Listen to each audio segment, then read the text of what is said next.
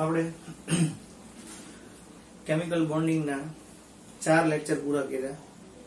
હવે તમે એવું સમજી શકો એમ છો કે હું તમને કેમિકલ બોન્ડિંગમાં ભણાવું છું, એટલે તમને હવેથી બધા એમસીક્યુ હું આપવાનું શરૂ કરીશ. હું તમને ટીપીપી સોલ્વ કરાવવાનું સ્ટાર્ટ કરીશ અને એક નવી વસ્તુ આપણે એડ કરશું કે જ્યારે 2 લેક્ચર પૂરા થશે ત્યારે હું તમને આવા બધા ટાઈપના ક્વેશ્ચન જે છે એ હું તમને આપીશ, જેને આપણે RCT1 આનું નામ આપ્યું છે, revision check test, revision checking test, RCT1.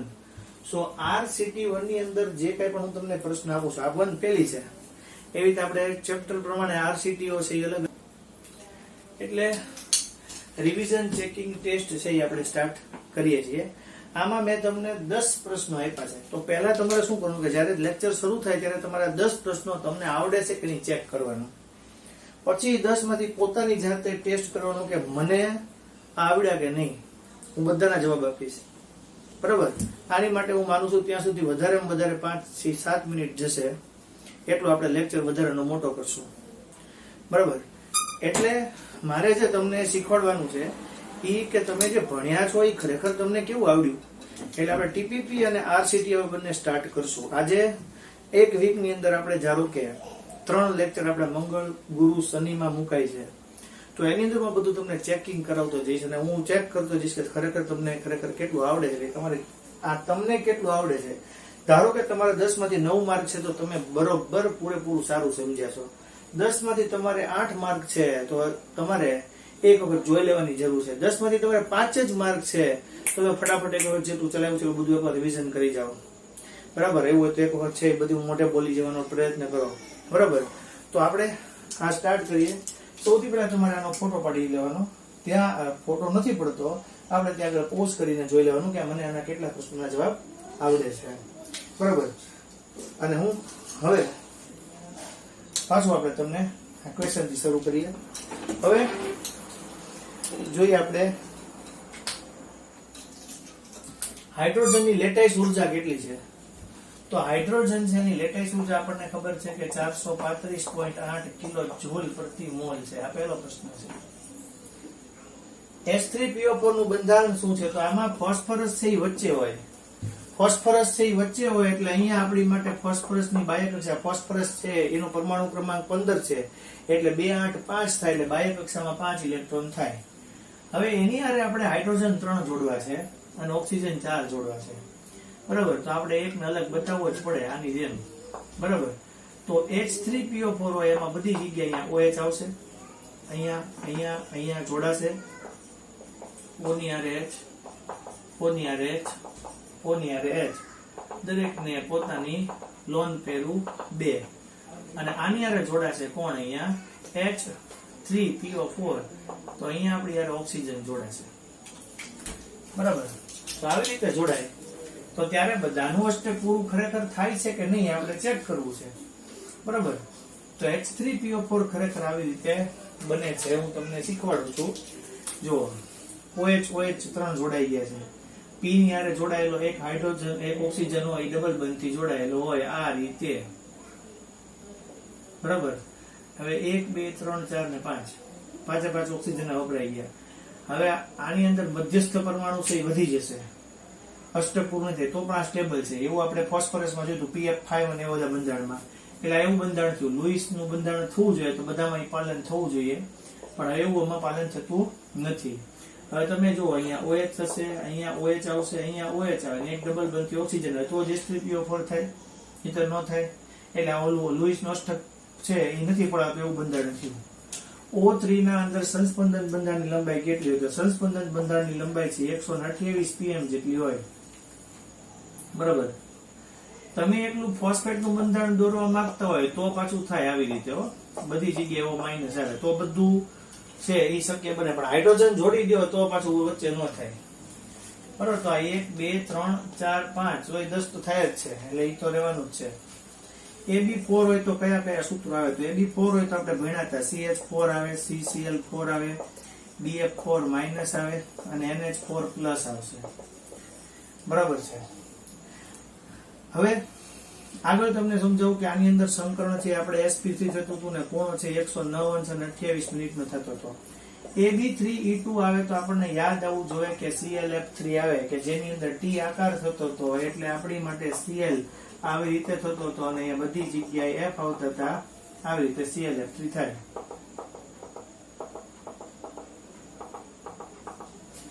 બરાબર, ખૂણો છે એમાં બધા 90 ના થાય. PO4 -3 છે એનું સંકરણ કયું થાય તો આપણી માટે સૂત્ર હતું x બરાબર half v + m - c + a આવું થાય. સો આ હાફ લખશું આપણે. વેલેન્સ ઇલેક્ટ્રોન ફોસ્ફરસના 5 થાય, મોનોવેલેન્ટ નહીં થાય, 0 થશે. કેટ આયન નથી એટલે ઈ પણ ખાલી થઈ જશે. n આયન છે 3 છે એટલે 5 ને 3 8, 8 ભાગ્યા 2 એટલે 4 અને 4 એટલે જવાબ આવે sp3. I3 માઇનસ છે તો I3 માઇનસ એટલે શું થશે? I ની આજુબાજુ બંને I જોડાયેલા હોય એટલે મધ્યસ્થ પરમાણુમાં I હોય. મધ્યસ્થ પરમાણુમાં I એટલે I ની બાહ્ય કક્ષામાં 7 આવે. મોનોવેલેન્ટ જ હોય એટલે +2 થશે અને I3 ઉપર માઇનસ છે એટલે n આયનમાં +1 થશે એટલે 7 ને 2 9 ને 10, 10 ના છેદમાં 2 એટલે 5 અને 5 એટલે આવશે આપણા માટે sp3d. ab3 છે એની વેલ્યુ જોઈ છે તો ab3 ની અંદર આવે ટોટલ NH3 આવે, NF3 આવે અને BF3 આવે. આ સમતલીય ત્રિકોણ છે. આ આપણી માટે બંને ત્રિકોણીય પિરામિડલ છે અને આની અંદર જે મૂલ્ય આવશે એ આપણા માટે છે એ ડીબોય નું મૂલ્ય આવશે 0.23 અને 1.47. F2 ની બંધ લંબાઈ છે એ કેટલી આવશે તો F2 ની બંધ લંબાઈ 74 પછી 144 આવે અને નીચે આપણે અહીંયા 92 પછી 127 આવે. બરાબર, આ 127 pm અને 144 pm. તમને આવું શીખવાડ્યું હતું કે જેમ કદ નાનું હોય એની સામે જેમ ઋણ આયન મોટો થતો જાય એમ વધારે સહસંયોજક એટલે આ વધારે સહસંયોજક થાય. આમાં પણ NaCl કરતા MgCl2 ને એની કરતા AlCl કારણ કે ધન આયનનું કદ છે એ જેમ નાનું એમ એનામાં સહસંયોજક લક્ષણ વધારે. N2 અને HCl, N2 ની સૌથી વધારે બંધ એન્થાલ્પી 946 અને HCl ની છે 431 કિલોજૂલ પ્રતિ મોલ. ધ્રુવીભવન એટલે શું? ધ્રુવીભવન એટલે ઋણ આયન વડે થતી ધન આયનની વિકૃતિ. ઋણ આયન વડે ધન આયન ની જે વિકૃતિ અનુભવાય એને આપણે શું કીધું હતું? બરાબર, એને ધ્રુવીભવન કહેવાય. આ 10 પ્રશ્નોના મેં જવાબ આપ્યા. હવે તમારે કેટલા સાચા પડ્યા એ તમારે જોવાના છે કે મારે 10 માંથી 7 સાચા પડ્યા તો એ 9 સાચા પડ્યા તો એ 10 સાચા પડ્યા તો એ સૌથી સારું કહેવાય. બરાબર, તો આપણે આ પહેલી RCT છે એ પૂરી કરી. હવે આપણે છે ને ચેપ્ટર ની અંદર VSEPR થિયરી પર જવું છે તો આપણે એમાં જઈએ. VSEPR થિયરી છે. શું છે આ VSEPR થિયરી? પહેલા એ શું કહેવા માંગે છે તો મેઇન છે V, S, E, P or R. Okay, so V means છે valence, S means છે cell, E means છે electron, P means છે pair or R means છે repulsion. સો valence, cell, electron, pair, repulsion theory. આને આપણે પેલા નામ આવડવું જોઈએ. નામ આવડે પછી એનો અર્થ હું તમને કહું અને અર્થ આવડે પછી હું કહેવા માંગે છે એ તમને કહું. વેલેન્સ એટલે આપણી માટે છે સંયોજકતા. સંયોજકતા કોષ એટલે બહારની કક્ષામાં રહેલા ઇલેક્ટ્રોન અને એ સંયોજકતા કોષમાં રહેલા જે ઇલેક્ટ્રોનના યુગ્મો હોય એ યુગ્મો વચ્ચેનું અપાકર્ષણ. તો સંયોજકતા યુગ્મો વચ્ચેનું જે અપાકર્ષણ હોય એને આપણે બોલાય વેલેન્સ, સેલ, ઇલેક્ટ્રોન, પેર, રિપલ્ઝન થિયરી. તો આ જે થિયરી છે આપણા માટે એ બંધકારક ઇલેક્ટ્રોન યુગ્મો અને અબંધકારક ઇલેક્ટ્રોન યુગ્મો જે છે એના કારણે જે સંકરણ હોય એ પ્રમાણેના આકાર કરતા અલગ આકાર અને ખૂણાઓ, અલગ આકાર અને ખૂણાઓ થઈ જાય એ આખી થિયરી છે એને આપણે VSEPR કહેવાય. એટલે સંયોજકતા કોષમાં રહેલા જે ઇલેક્ટ્રોન યુગ્મ, તો ઇલેક્ટ્રોન યુગ્મ બે પ્રકારના હોય. એક છે એ બોન્ડ પેર હોય અને એક છે એ લોન પેર હોય. એક છે એ બંધમાં ભાગ લેનારા હોય અને એકની અંદર છે એ એકલ જોડી હોય એટલે લોન પેર ટાઈપના હોય. સો એક છે એ લોન પેર ટાઈપના છે ને એક છે એ બંધકારક ઇલેક્ટ્રોન યુગ્મ ટાઈપના છે, બરાબર. અને અબંધકારક ઇલેક્ટ્રોન યુગ્મો છે, જે લોન પેર ટાઈપના ઇલેક્ટ્રોન યુગ્મો છે, એના કારણે જે ઇલેક્ટ્રોન યુગ્મો વચ્ચેનું અપાકર્ષણ થાય, સંકર્ણ જે હોય એના સંકર્ણ હોય એનું જ રહે, પણ સંકર્ણ છે થવાને કારણે પણ લોન પેર જે એકલ જોડી છે, બંધમાં ભાગ નથી લેતી, એવા ઇલેક્ટ્રોનની જોડીને કારણે ખૂણો અલગ થઈ જાય, તો એને આપણે કહેવાય VSEPR. તો એમાં ખરેખર શું થાય છે, એની અંદર જે શરૂઆતમાં થિયરી આપી એ વૈજ્ઞાનિકોના નામ હતા સિજ્વિક અને પોવેલ.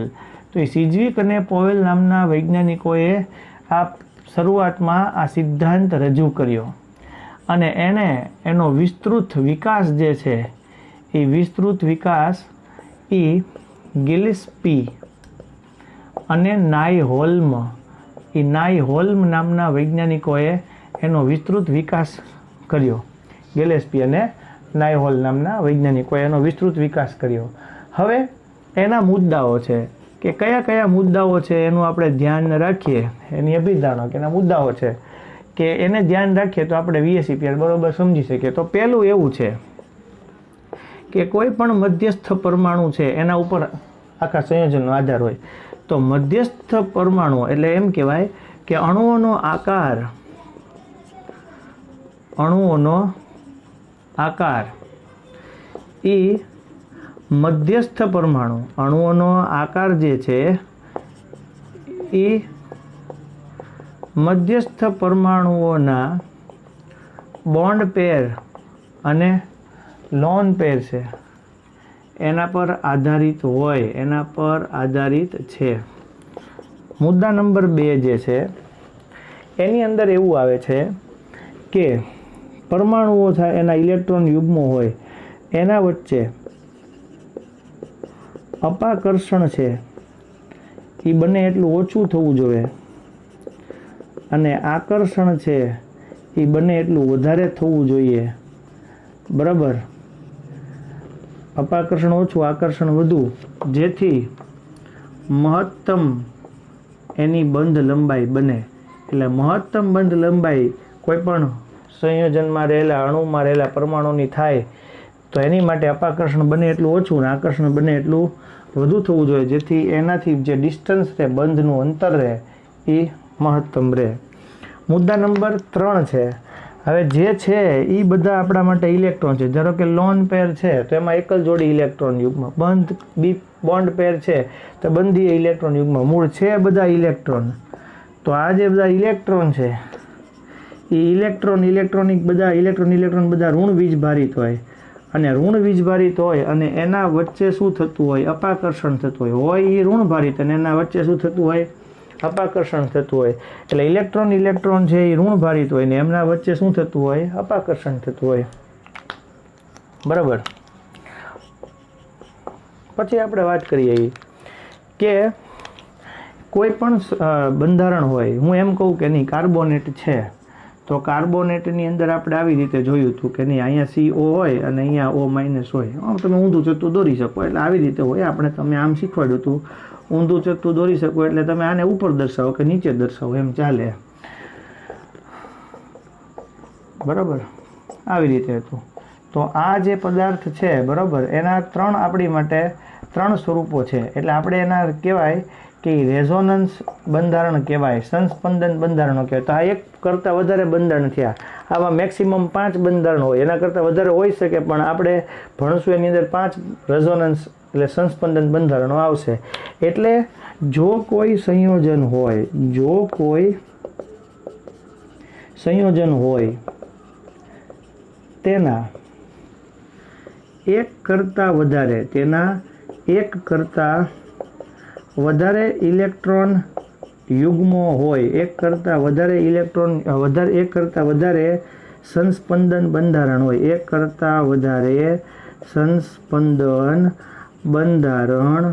હોય, તો VSEPR ગમે તે બંધારણને લાગુ પાડી શકાય, ગમે તે બંધારણને લાગુ પડે. અને 5મો અને છેલ્લો મુદ્દો છે જ્યારે બહુ બંધ એટલે એક કરતાં વધારે બંધ બનતા હોય, આપણે 1, 2, 3, 4 બંધ બન્યા એમ 2 કરતાં વધારે બંધ બનતા હોય તો ત્યારે એને અતિયુગ્મ કહેવાય. 1 કરતાં વધારે યુગ્મની જોડીઓ કહેવાય. બરાબર. એટલે બહુબંધ હોય, 1 કરતાં વધારે બંધ બનતા હોય, જ્યારે કોઈ પણ સંયોજનમાં રહેલા અણુમાં બહુબંધ આવેલા હોય. બહુબંધ એટલે કે 1 કરતાં વધુ બંધ બનતા હોય, 1 કરતાં વધુ બંધ બનતા હોય તો તેને પણ આપણે VSEPR લાગુ પાડી શકીએ. હવે આ મેં તમને VSEPRના મુદ્દા કીધા. સંયોજકતા કોષમાં રહેલા ઇલેક્ટ્રોન યુગ્મ વચ્ચેનું અપાકર્ષણ, બરાબર, અબંધકારકને કારણે જે સંકર્ણ હોવું જોઈએ એ સંકર્ણનો આકાર છે એ અલગ થઈ જાય અને ખૂણો છે એ બદલાઈ જાય. હવે સિજવિક પોવેલા સિદ્ધાંત આપ્યો, એનો વિસ્તૃત વિકાસ છે ગિલેસ્પી અને નાયરહોલ્મે કર્યો. 5 મુદ્દા છે. પહેલો, આકાર છે લોન પેર અને બોન્ડ પેર પર આધારિત હોય. અપાકર્ષણ બને એટલું ઓછું થવું જોઈએ, આકર્ષણ બને એટલું વધુ થવું જોઈએ, જેથી એની મહત્તમ બંધ લંબાઈ રહે. બધા હોય ઇલેક્ટ્રોન જ તે, એટલે ઇલેક્ટ્રોન યુગ્મ ઋણભારિત હોય એના વચ્ચે અપાકર્ષણ થાય. જો કોઈ સંયોજન હોય એના 1 કરતાં વધારે સંસ્પંદન બંધારણ અવેલેબલ હોય, 1 કરતાં વધારે સંસ્પંદન બંધારણ હોય તો VSEPR તમે ગમે એને લાગુ પાડી શકો. બહુબંધ એટલે 1 કરતાં વધુ બંધ બનતા હોય તો આપણે એને અતિયુગ્મ તરીકે ઓળખાય છે. એને પણ આપણે VSEPR લાગુ પાડી શકીએ. હવે હું તમને ઉદાહરણ શીખવાડું છું. તો આપણે એ ઉદાહરણ છે એ આના VSEPRના જોઈએ.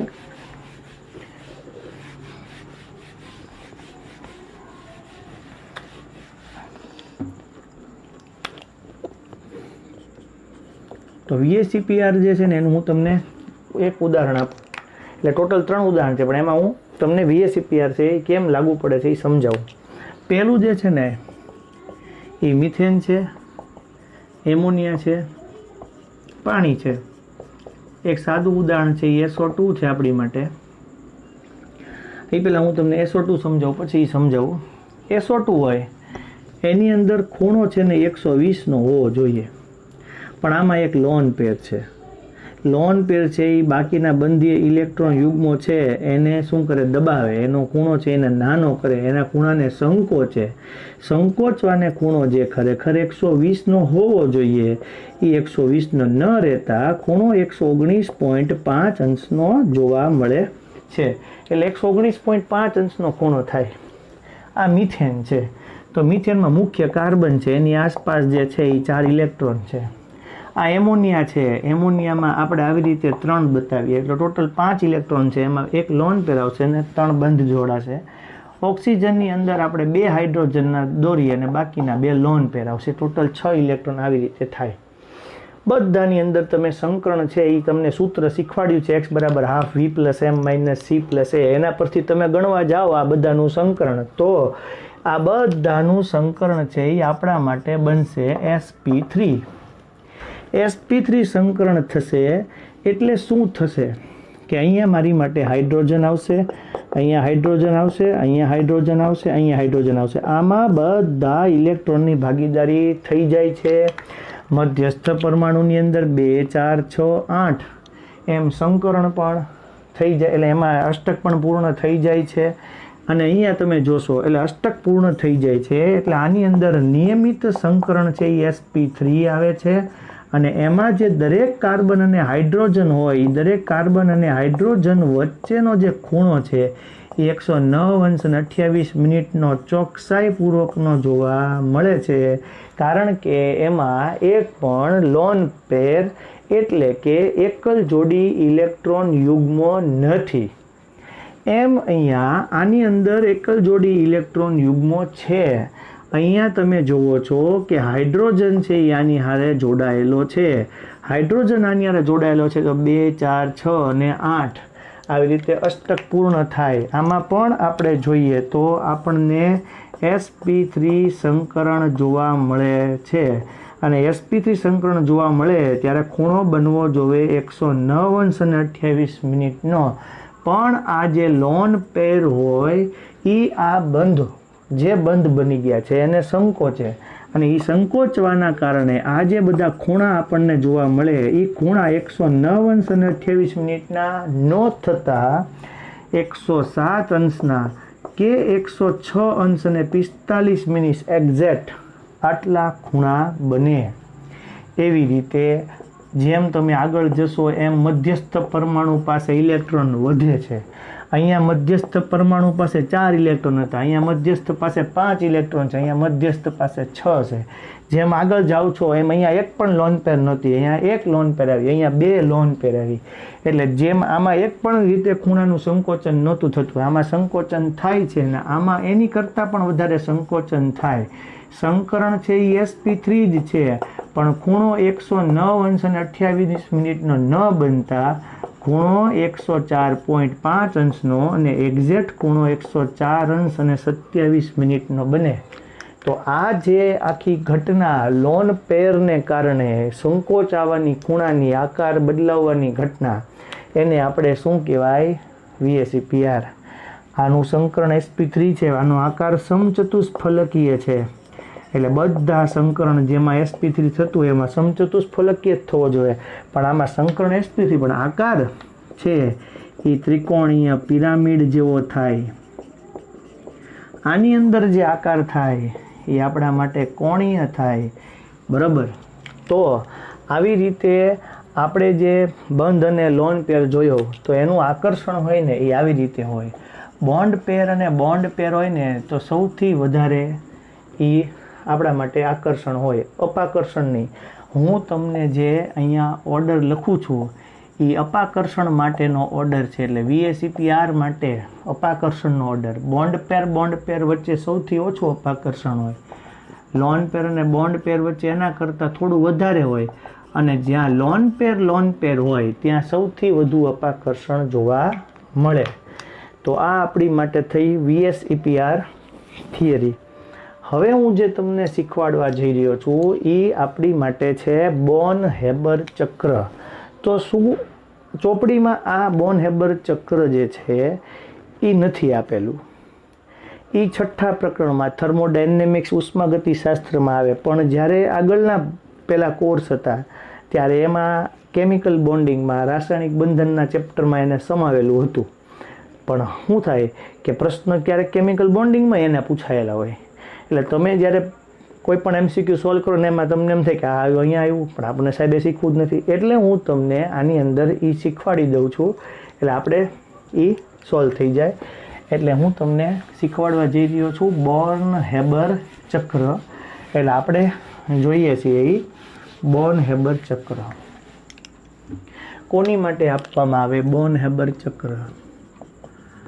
બોર્ન-હેબર ચક્ર વૈજ્ઞાનિકનું નામ હતું જેમ્સ બોર્ન અને હેબર. 2 અલગ અલગ વૈજ્ઞાનિકો હતા. એણે ચક્ર જેવી રચના બનાવી, એટલે જ્યાંથી શરૂ કરો ત્યાં પાછા આવો એ રીતની રચના બનાવી. કોની માટે આવું શક્ય બને? જેની અંદર આયનીય બંધ બનતા હોય એવા સંયોજનોની અંદર લેટાઇસ એન્થાલ્પી છે. એ લેટાઇસ એન્થાલ્પી ગોતવા માટે કે સર્જન એન્થાલ્પી ગોતવા માટે બોર્ન-હેબર વૈજ્ઞાનિકોએ આવું વિકસાવ્યું. મોટા ભાગે આયનીય બંધ હોય એની અંદર જ આ લેટાઇસ એન્થાલ્પી કે સર્જન એન્થાલ્પી ગોતવામાં આવે.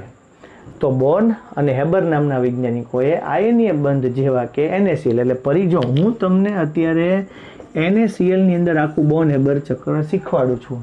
એટલે તમારી પાસે Na અને Clની બધી માહિતી હોય તો તમે NaClમાં શીખી શકો. એ રીતે તમને Li અને Clની બધી માહિતી આપી હોય તો તમને લિથિયમ ક્લોરાઇડમાં પૂછે. એ રીતે તમને મેગ્નેશિયમ અને ક્લોરિનની બધી માહિતી આપેલી હોય તો MgCl2માં પણ પૂછે, અને AlCl3ની માહિતી આપી હોય તો AlCl3માં પણ તમને બધી માહિતી આપવી જોઈએ. એટલે હું આપવી જોઈએ માહિતી તો આપણે આખું શીખશું એટલે તમને ખબર પડશે ને હું સમજાવું છું. સૌથી પહેલાં આયનીય બંધ બને ને તો ત્યારે એમાં ઘણી બધી ઘટનાઓ જોડાયેલી હોય. જેમ કે મારે સોડિયમ અને ક્લોરિનને ભેગો કરીને NaCl બનાવવું છે, તો મારી પાસે પહેલાં સોડિયમ ઘન હોય તો ઘન ન ચાલે, એટલે મારે એને ઘનમાંથી વાયુમાં ફેરવવું પડે. તો એ વાયુમાં ફેરવો પણ હજી તો એ મારી માટે પરમાણુ જ છે, તો એ પરમાણુમાંથી મારે એને આયનમાં ફેરવવો પડે, એટલે એ ઇલેક્ટ્રોન ગુમાવે, એટલે એ આપણી માટે આયનીકરણ એન્થાલ્પી થાય.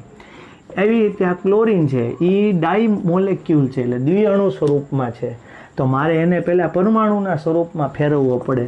હું એને પરમાણુના સ્વરૂપમાં ફેરવું પછી એ ઇલેક્ટ્રોન મેળવે અને ઋણાયન બને. આ બે ભેગા થાય ત્યારે આપણને NaCl મળે. એ પહેલાં મળે. તો આ બધા તબક્કા છે કે પહેલાં સોલિડમાંથી એને ગેસમાં ફેરવો, ગેસમાંથી એને આયનમાં ફેરવો, અણુમાંથી પરમાણુમાં ફેરવો અને એને આયનમાં ફેરવો અને પછી NaCl બને. એવા બધા તબક્કા આ ત્રણેયમાં આવે અને એની બધી માહિતી આપેલી હોય એટલે આપણે એના પરથી ચક્ર બનાવી શકીએ ને આખું સમજી શકીએ. બરાબર છે. તો એ આખું છે એ તમને શીખવાડું છું. સૌથી પહેલાં આપણી પાસે સોડિયમ છે, ઘન સ્વરૂપમાં છે. એને આપણે પહેલાં સોડિયમને ગેસમાં ફેરવીએ એટલે જ્યારે કોઈ પણ પદાર્થ ઘન હોય એનું રૂપાંતર વાયુમાં થાય તો એને આપણે બોલાય છે ગુજરાતીમાં ઉર્ધ્વપાતન, અંગ્રેજીમાં એને કહેવાય છે સબલિમેશન. એટલે આ જે ઉર્જા આવે એને ડેલ્ટા SUB અને H કહેવાય. એટલે સબલિમેશન એન્થાલ્પી આવું કહેવાય. અને એનું મૂલ્ય છે આપણા માટે 108 કિલો જૂલ પ્રતિ મોલ. બરાબર. અહીંયા આ હવે સોડિયમ જે આપણા પાસે ગેસના સ્વરૂપમાં છે, એ સોડિયમ જે ગેસના સ્વરૂપમાં છે એ પોતે આયન છે બનશે, ઇલેક્ટ્રોન મુક્ત કરશે. એટલે આના માટે આપણે એને ઇલેક્ટ્રોન છે એ મુક્ત કરવા માટે આપવી પડતી ઉર્જા છે એને આપણે આયનીકરણ એન્થાલ્પી કહીએ, ડેલ્ટા IH. અને એ આપણે ભણી ગયા એ પ્રમાણે 496 કિલો જૂલ પ્રતિ મોલ જેટલી છે.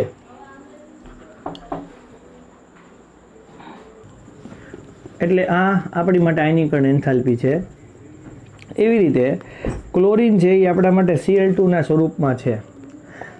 એ Cl2ના સ્વરૂપમાંથી મારે એને ક્લોરીન પરમાણુના સ્વરૂપમાં ફેરવવું હોય તો જે ઉર્જા આપણને આપવી પડે એને બે પ્રકારની ઉર્જા કહેવાય.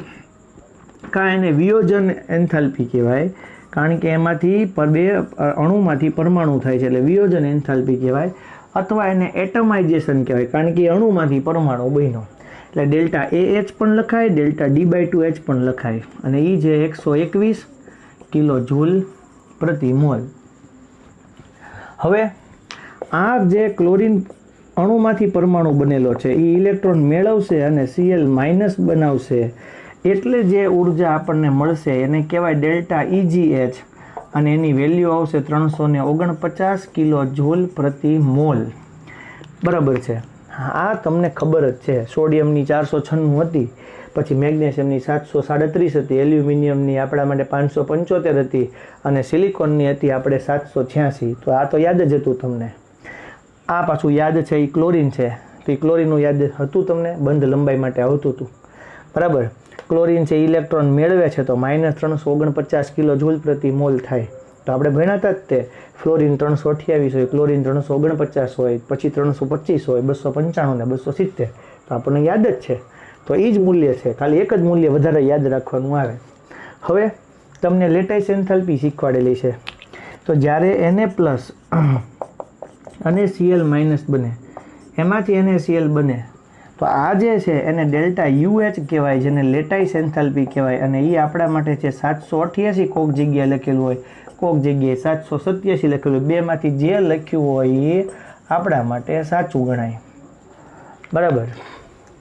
હવે આને ચક્ર રૂપે મારે રજૂ કરવું હોય તો કઈ રીતે લખાય? તો હું તમને ચક્ર કેમ દર્શાવાય એ શીખવાડું છું. તમે જોજો કે આપણા માટે સોડિયમ છે એ સોલિડના સ્વરૂપમાં છે, ક્લોરીન છે એ ગેસના સ્વરૂપમાં છે અને આમાંથી બનવાનું છે એ NaCl જેને આપણે કહેશું ડેલ્ટા FH કે જેને બોલાય ફોર્મેશન એન્થાલ્પી, સર્જન એન્થાલ્પી એના તરીકે ઓળખવામાં આવે. તો આ જે સોલિડ છે એમાંથી એ પોતે ગેસ બન્યું અને એણે પોતે ઇલેક્ટ્રોન છે એ ગુમાવીને આયન બન્યો. એની જેમ જ અહીંયા ક્લોરીન છે એ પોતે અણુમાંથી પરમાણુ બન્યું. આ જે પ્રક્રિયા છે એને આપણે શું કીધું? Delta SH sublimation enthalpy. આને કીધું ડેલ્ટા IH, બરાબર, આયોનાઇઝેશન એન્થાલ્પી. આને આપણે કીધું ડેલ્ટા D/2H ઓર એને કીધું આપણે એટમાઇઝેશન એન્થાલ્પી. આમાં ઇલેક્ટ્રોન મેળવશે અને અહીંયા આવશે તો આપણા માટે Cl- આવશે.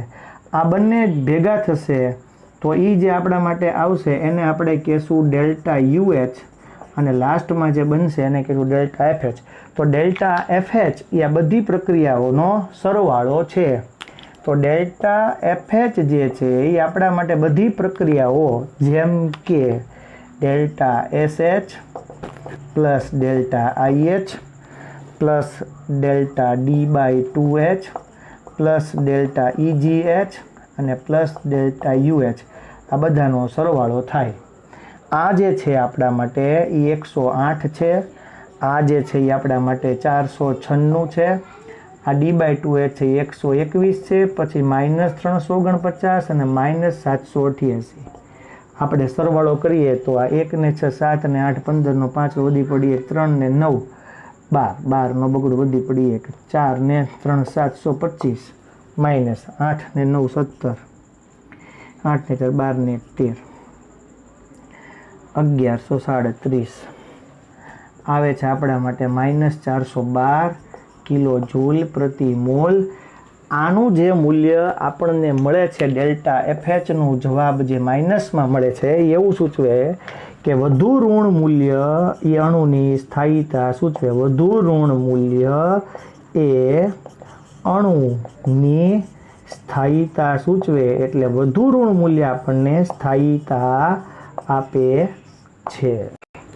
તો આ તમારે બોર્ન હેબર ચક્ર આ રીતે મેં શીખવાડ્યું એ રીતે યાદ રાખવાનું. આ મેં તમને આટલો ભાગ છે એ ચક્રના સ્વરૂપમાં લખીને આપ્યો છે. બરાબર, આટલું તમને આવડવું જોઈએ. મૂલ્ય યાદ હોવા જોઈએ. 108 494 121 બરાબર, 349 તે છેલ્લે 787 કે 88 બેનું કરો. આ 787 લીધું હોય તો એ -411 આવે. ઓકે, આગળ વધીએ આપણે. બરાબર, થિયરી આજની જે છે એના પર આપણે જઈએ. છેલ્લી વેલેન્સ બોન્ડ થિયરી, સંયોજકતા બંધનવાદ, એ આપણે જોઈએ. આપણે જોવી છે નવી થિયરી VBT.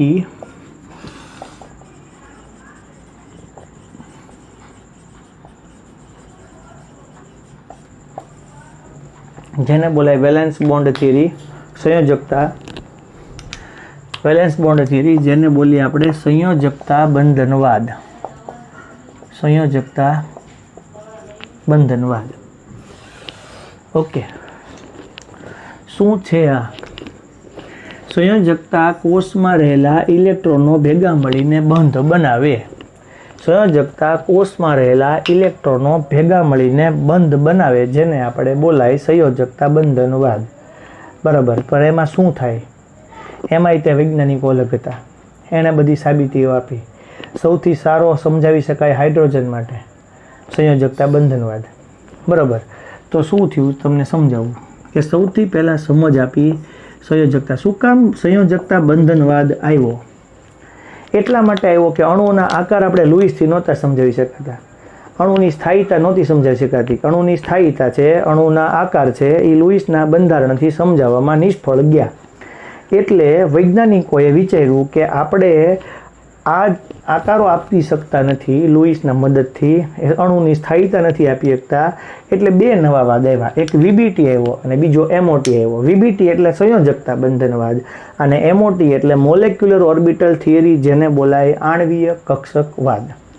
તો આ સંયોજકતા બંધનવાદ છે એ સૌથી પહેલાં વૈજ્ઞાનિકો હિટલર અને લંડન નામના વૈજ્ઞાનિકોએ આ સંયોજકતા બંધનવાદ આપેલો. અને એમાં જરૂરી સુધારા વધારા કરીને એનો વિસ્તૃત વિકાસ કર્યો. એ વૈજ્ઞાનિકો હતા પાઉલિંગ અને સ્લેટર. તો પાઉલિંગ અને સ્લેટર નામના વૈજ્ઞાનિકોએ એનો વિસ્તૃત વિકાસ, પાઉલિંગ અને સ્લેટરે આ વાદ આપ્યો. બરાબર, એનો સુધારા વધારા કરીને. હવે આમાં હોય છે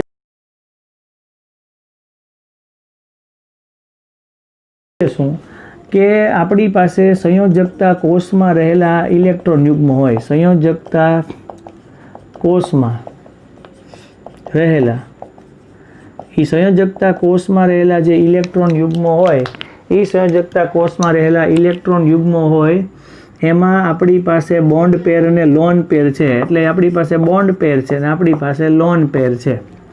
બરાબર, પણ એમાં શું હોય કે અર્ધપૂર્ણ ભરાયેલી કક્ષકો હોય. કેવી કક્ષકો હોય? અર્ધપૂર્ણ ભરાયેલી કક્ષકો છે એ કક્ષકો વચ્ચે સંમિશ્રણ થાય અને એ સંમિશ્રણ થઈ અને સહસંયોજક બંધ બને. સંમિશ્રણ થઈ અને સહસંયોજક બંધ બને. બરાબર. હવે અર્ધપૂર્ણ ભરાયેલી કક્ષકો વચ્ચે સંમિશ્રણ થઈને બંધ બનતો હોય. હવે હું એમ તમને સમજાવવા માગું છું કે અર્ધપૂર્ણ ભરાયેલી કક્ષકો વચ્ચે બંધ બને, પણ અર્ધપૂર્ણ કક્ષકો ન હોય. કોઈ એક પરમાણુ છે, ધારો કે આ એક્સ પરમાણુ છે અને આ વાય પરમાણુ છે. એક્સ પરમાણુ પાસે વધારાના ઇલેક્ટ્રોનો છે, બરાબર, સમજાય છે, પણ વાય પરમાણુ પાસે ઇલેક્ટ્રોન છે જ નહીં, બરાબર. તો એ શું કરશે? એક્સ પરમાણુ આને દાન કરશે. એટલે ક્યારેક આવો પણ બંધ બને. તો એ આપણી માટે ભણી ગયા છે કે આવો બંધ હોય કે જે દાન કરે છે એ આપણા માટે બેઝ છે, મેળવે છે એ આપણા માટે શું છે? એસિડ છે. તો આવો જે બંધ બને એને સવર્ગ સહસંયોજક બંધ કહેવાય. એટલે મારું કહેવાનું એમ છે કે સૌથી પહેલાં હિટલરને લંડને આવું શરૂ કર્યું. એને વિસ્તૃત સુધારા વધારા કરીને પાવલિંગ અને સ્લેટરે રજૂ કર્યા. અને અર્ધપૂર્ણ ભરાયેલી કક્ષકો હોય એટલે હું તમને એમ કહું કે આપણી પાસે હાઇડ્રોજન છે ને બાહ્ય ઇલેક્ટ્રોન, આમાં હાઇડ્રોજનનું બાહ્ય ઇલેક્ટ્રોન, આ દ્વિક સ્વરૂપ રચના થઈ ગઈ હિલિયમ જેવી, આ દ્વિક સ્વરૂપ રચના થઈ ગઈ હિલિયમ જેવી, એટલે આમાં હાઇડ્રોજનનો અણુ બન્યો. પણ ક્યારેક એવું બને કે એક પરમાણુ પાસે ઇલેક્ટ્રોન યુગ્મ હોય જ નહીં ને બીજા પરમાણુ પાસે હોય, તો દાન આપીને પણ આવું બને. હવે આપણે સમજવું છે હાઇડ્રોજનનું ઉદાહરણ. તો હું તમને સમજાવું કે મારી પાસે એક હાઇડ્રોજન છે, હું આને નંબર આપું છું A, બરાબર. આ મારી પાસે બીજો હાઇડ્રોજન છે, એને હું નંબર આપું છું B. આ એક હાઇડ્રોજનને A નંબર આપ્યો, બીજા હાઇડ્રોજનને આપણે B નંબર આપ્યો છે. આપણી પાસે આમાં એક પ્રોટોન અને એક ઇલેક્ટ્રોન છે. આપણી પાસે આમાં પણ એક પ્રોટોન ને એક ઇલેક્ટ્રોન છે. હવે હું આને કહું છું કે આ મારી પાસે Na અને Ea છે. આને કહું છું કે Nb છે અને આ શું છે? આપણી માટે Eb છે. તો જ્યારે આ બે એકબીજા સાથે જોડાય અને હાઇડ્રોજન અણુ બનાવશે ત્યારે એની વચ્ચે બે પ્રકારના બળો કામ કરતા હશે. એક બળ છે એ આકર્ષણ બળ છે અને બીજું જે બળ છે એ આપણા માટે છે એ અપાકર્ષણ બળ છે. તો એક આકર્ષણ બળ છે એની અંદર ટોટલ 4 વસ્તુ આવે. એક તો તમે ભણો જ છો કે આપણે જેમ ઉત્તર અને દક્ષિણ વચ્ચે આકર્ષણ થાય, દક્ષિણ અને ઉત્તર વચ્ચે આકર્ષણ થાય, પણ આપણે ઉત્તર વચ્ચે અપાકર્ષણ થાય, દક્ષિણ વચ્ચે અપાકર્ષણ થાય, એમ આમાં રહેલા પ્રોટોન અને ઇલેક્ટ્રોન વચ્ચે આકર્ષણ થાય એટલે Na અને Ea વચ્ચે આકર્ષણ હોય. એ જ રીતે આમાં રહેલા પ્રોટોન અને ઇલેક્ટ્રોન વચ્ચે બીજા પરમાણુમાં આકર્ષણ થાય તો Nb અને Eb હોય. આના Na અને આના Eb આરે આકર્ષણ થાય એટલે એકનો પ્રોટોન અને બીજાના ઇલેક્ટ્રોન સાથે આકર્ષણ થાય. એવી રીતે આના પ્રોટોન અને આના ઇલેક્ટ્રોન વચ્ચે આકર્ષણ થાય એટલે આપણે આને કહેવાય Nb અને Ea. સમજાણું? અપાકર્ષણ બળો છે એ બંનેના ઇલેક્ટ્રોન વચ્ચે લાગુ પડતા હોય એટલે Ea અને Eb વચ્ચે લાગુ પડતા હોય. એવી જ રીતે અપાકર્ષણ છે એ બંનેના પ્રોટોન વચ્ચે પણ લાગુ પડતા હોય. તો કહેવાનું એમ છે કે આકર્ષણ બળ કામ કરતા હોય અને અપાકર્ષણ બળો કામ કરતા હોય. તો આકર્ષણ બળ કામ કરતા હશે અને અપાકર્ષણ બળ કામ કરતા હશે તો આપણે શું સમજવું? તો આપણે એવું કીધું કે નહીં, આપણી પાસે આવી રીતે Na અને Ea છે. હું બંને સમાન ધ્રુવોને બાજુમાં લઈ જાઉં છું. આવી રીતે ધારો કે હું Nb અને Eb ને બાજુમાં લઈ ગયો, બરાબર છે. તો આ બંનેને બાજુમાં લઈ જઈએ એટલે શું થશે? બંને એકબીજાને અપાક કરશે. તો મારે એની આકૃતિ દોરવી હોય તો આમ થશે કે હું જ્યારે એ બંનેને બાજુમાં લઈ જાઉં છું ત્યારે આવી રીતે જોડાયેલા મને જોવા મળે છે. તો એવી જ રીતે જો બંને વચ્ચે આકર્ષણ થાય તો એ કઈ રીતે જોવા મળે? તો આપણે આવું કર્યું કે Na છે અને Ea છે, આ Nb છે અને Eb છે. તો આ જ્યારે બંનેને એકબીજાની સામે લાવવામાં આવે ત્યારે આ જૂનું આકર્ષણ બળ છે એ નબળું બનતા તૂટી જાય, જૂનું આકર્ષણ બળ નબળું બનતા તૂટી જાય અને નવું આકર્ષણ બળ એમના વચ્ચે રચાય. એટલે આ જે ડોટેડ વાળું છે એ આપણી માટે જૂનું આકર્ષણ બળ છે અને આ જે છે એ આપણી માટે નવું આકર્ષણ બળ છે. એટલે જ્યારે આ હાઇડ્રોજન પરમાણુનો ઇલેક્ટ્રોન આ બીજા હાઇડ્રોજન પરમાણુના ઇલેક્ટ્રોન સાથે જોડાશે ત્યારે એ બંને વચ્ચે આ જે ભાગ હોય એ ભાગને આપણે સંમિશ્રણ થયું કહેવાય. અને એ સંમિશ્રણને કારણે એ બંને એકબીજાની એટલા નજીક આવે કે જેથી આકર્ષણ થાય. એટલે કહેવાનું એમ છે કે આકર્ષણ બળની માત્રા વધી જાય અને અપાકર્ષણ બળની માત્રા ઘટી જાય અને બંને પરમાણુ એકબીજાની નજીક આવે, સંમિશ્રણ થાય અને એની વચ્ચે હાઇડ્રોજન બંધ જોવા મળે અને એ બંધની લંબાઈ 74 pm હોય. જેમ આપણી માટે બંધ લંબાઈ ટૂંકી એમ સ્થાયીતા વધારેમાં વધારે હોય. જેમ બંધ લંબાઈ ટૂંકી એમ સ્થાયીતા કેવી હશે? વધારે. એટલે મારું કહેવાનું એમ હતું તમને કે જ્યારે પરમાણુ નજીક આવશે ત્યારે અપાકર્ષણ બળ છે એ ઘટશે અથવા તો આકર્ષણ બળની માત્રા એટલી વધી જશે કે જેથી અપાકર્ષણ ઓછું થઈ જાય, બંને પરમાણુ નજીક આવે અને એમની વચ્ચે બંધ રચાય. બંધ લંબાઈ જેટલી ટૂંકી હોય એટલી સ્થાયીતા વધારે હોય. આ મેં તમને હાઇડ્રોજનની અંદર સંયોજકતા બંધનો વાત સમજાવ્યો. આજે આને આપણે આગળ જશું. આજે મેં તમને જેટલું શીખવાડ્યું એટલું તમારે હોમવર્કમાં લખવાનું છે. મેં તમને પહેલાં RCT1 આપી, પછી મેં તમને VSEPR શીખવાડ્યું, પછી આપણે બોન હેબર ચક્ર શીખ્યા અને આ VBT સ્ટાર્ટ કર્યું. આપણે આગળ જશું ત્યારે મિક્સિંગ ઓર્બિટલ ને એ બધું જોશું. આ હોમવર્ક કરવાનું છે. તમને આ વીકની અંદર એક TPP મળશે જે હું તમને સોલ્વ કરાવીશ. Okay, thank you.